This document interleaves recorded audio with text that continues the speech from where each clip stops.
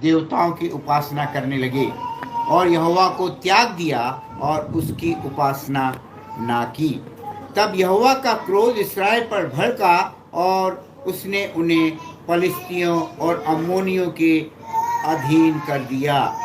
और उस वर्ष ये इजराइलियों को सताते और पीसते रहे, वरन यरदन पार एमोरियों के देश गिलाद में रहने वाले सब इजराइलियों पर 18 वर्ष तक अंधेर करते रहे।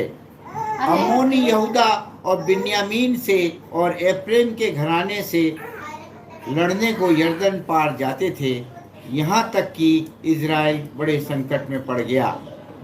तब इजराइलियों ने यह कहकर यहोवा की दुहाई दी, हमने जो अपने परमेश्वर को त्याग कर बाल देवताओं की उपासना की है, यह हमने तेरे विरुद्ध महापाप किया है।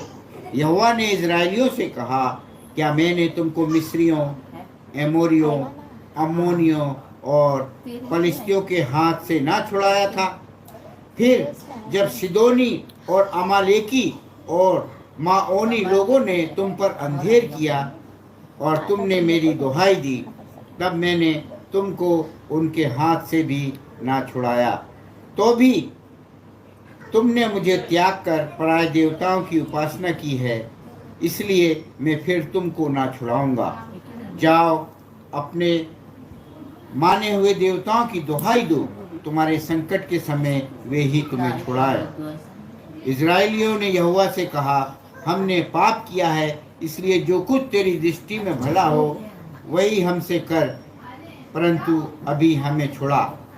तब वे पराय देवताओं को अपने मध्य में से दूर कर यहोवा की उपासना करने लगे और इजराइलियों के कष्ट के कारण खेदित हुए।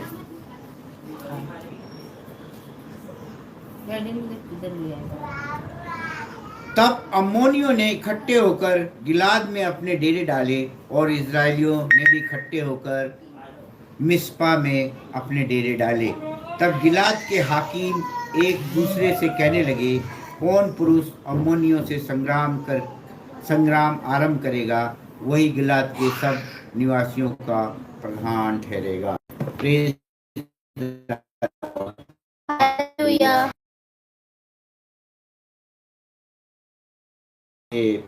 के पुराने नियम यानी ओल्ड टेस्टमेंट से आपने ये न्यायों की पुस्तक उसके 10वें अध्याय को जो हमने पढ़कर आपको सुनाया, ये भी जैसा कि कुछ जानने वाले, आप सुनने वाले जानते होंगे कि जैसा